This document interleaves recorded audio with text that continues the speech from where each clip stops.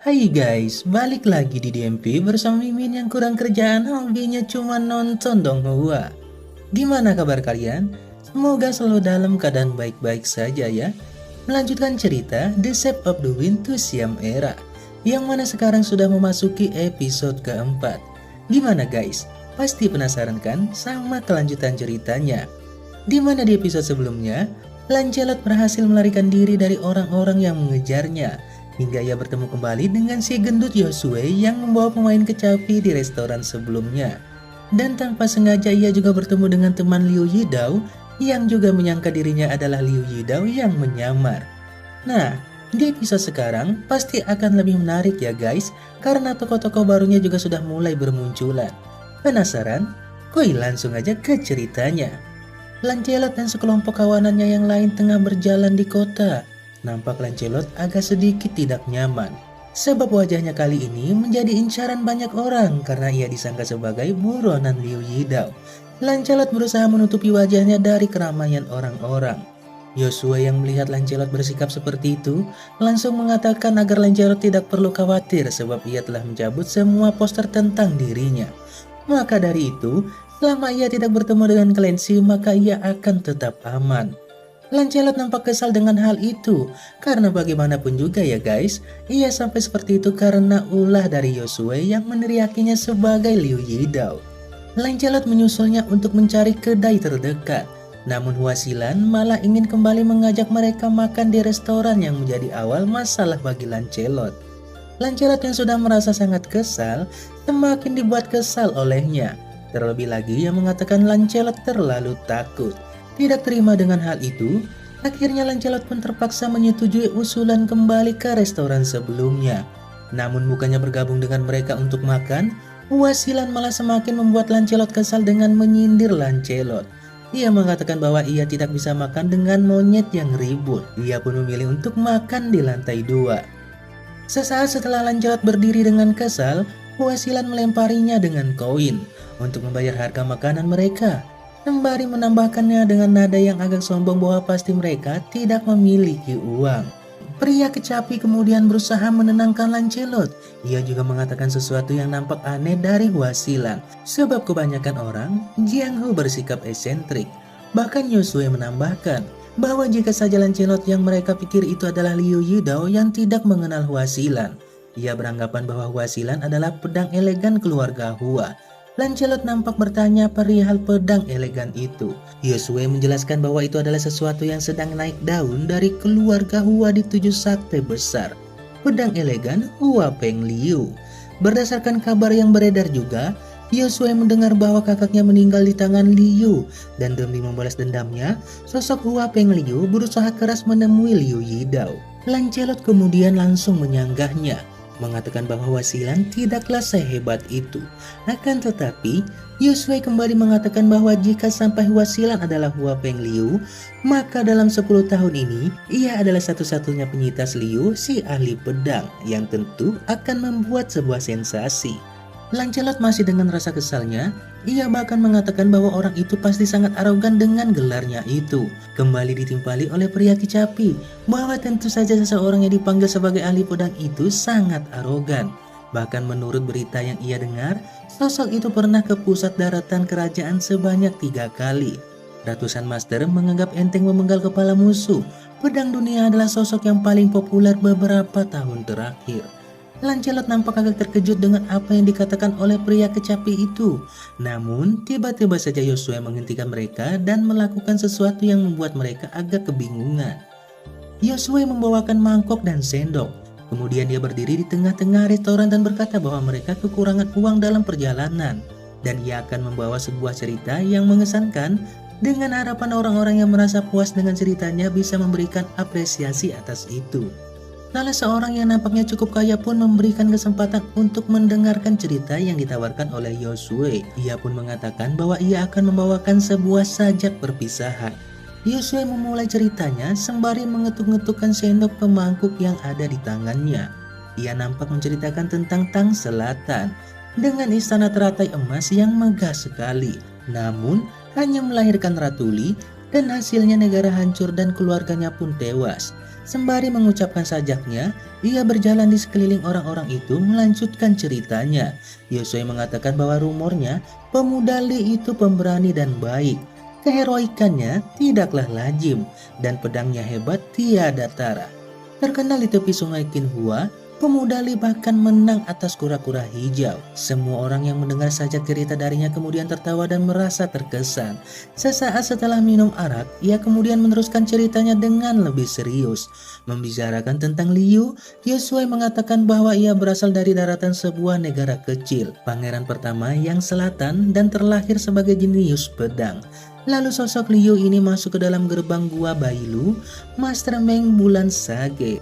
Lu Yong mengapresiasikan dan menjadikannya sebagai murid. Setelah menjadi seseorang yang mahir, dia tidak lagi memiliki saingan. Bahkan bisa dikatakan sosok Liu ini masih sangat muda tapi sangat ambisius.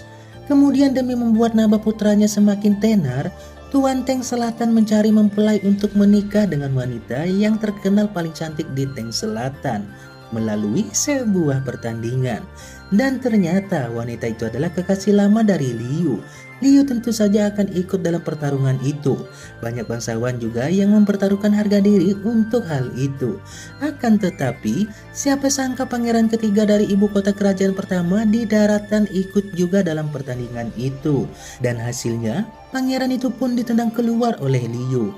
Dari sinilah malapetaka besar itu muncul, sebab menyinggung keluarga kerajaan adalah penghinaan bagi mereka. Oleh sebab itu, sehari sebelum hari pernikahan, kakak seperguruan Liu dari gua Bailu tiba-tiba datang. Dia mabuk-mabukan dengan Liu. Sangat mengejutkan ketika Liu terbangun. Seni bela dirinya dihapus, otak bahkan kakinya dirusak dan dijadikan tawanan. Pada saat yang sama, pasukan pusat juga menerobos gerbang kerajaan Tang Selatan dan setelah itu dihancurkan. Para pelanggan restoran itu yang cukup tertarik dengan cerita itu kemudian bertanya perihal bagaimana nasib Liu. Yosue pun mengatakan bahwa Liu terjebak dalam kekacauan di penjara.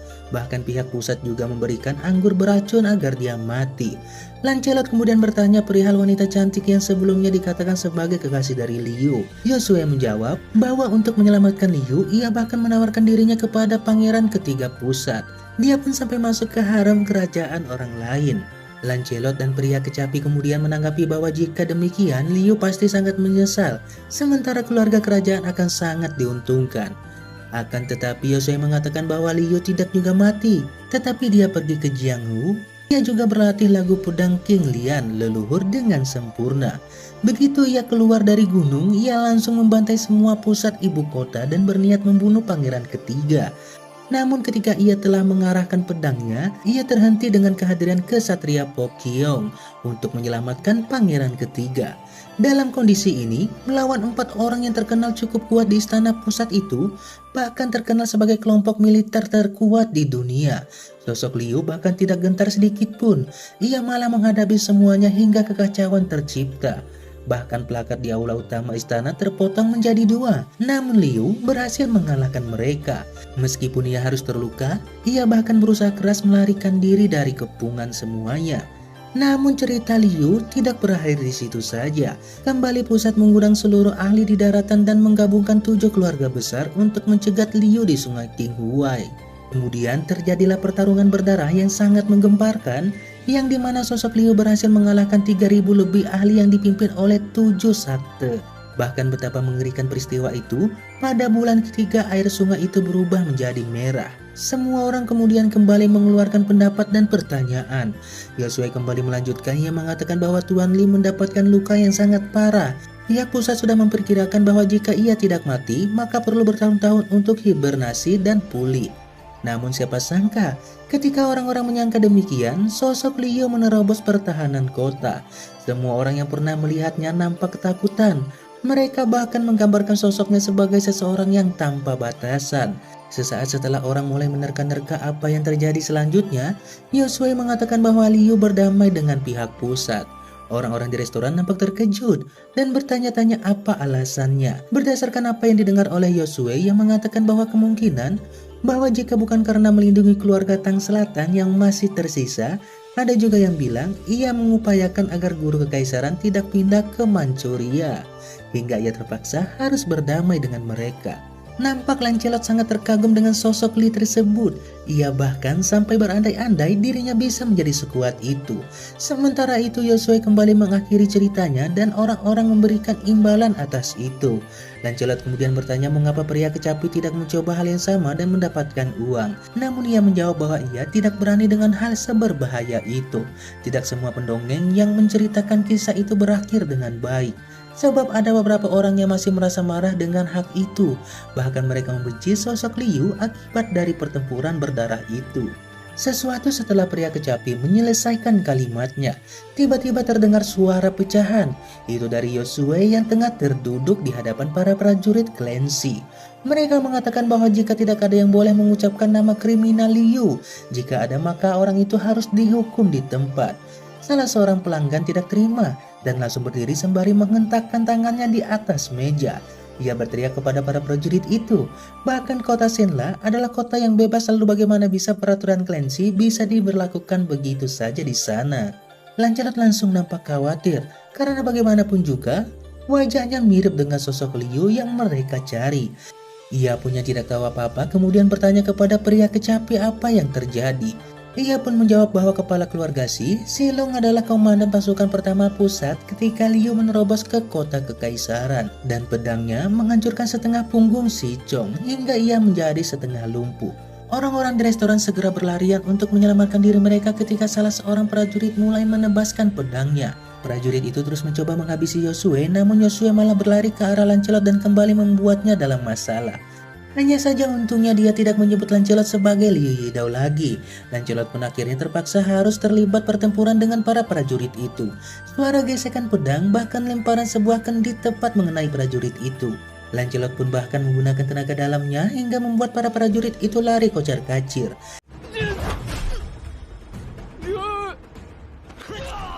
Ketika Lancelot ingin mengejar mereka, tiba seekor ular terbang ke arahnya dan menggigitnya. Untung saja dia sempat menyadari hal itu dan membunuhnya segera. Lancelot berteriak siapa yang berani menyerangnya diam-diam. Sesaat setelah sosok berambut putih dengan ular di lengannya buka suara. Ia mengatakan bahwa ularnya adalah penghancur jiwa 7 langkah. Yang mulia bahkan mundur 4 langkah. Lalu Lancelot masih bisa menebasnya apa karena energi fisiknya yang kuat. Ketika Lancelot ingin mendekati orang itu, ia kemudian merasakan sakit di tubuhnya. Para prajurit itu langsung berlari dan berlutut kepada pria berambut putih itu. Mereka memberi hormat kepadanya dan memanggilnya sebagai Tuan Ketujuh. Nampak Yosue yang bersembunyi dengan takut. Ia mengetahui pria ketujuh itu adalah salah satu dari 13 anak nakal keluarga Si, yakni Si Chunhye. Lancelot nampak terengah-engah menahan rasa sakit.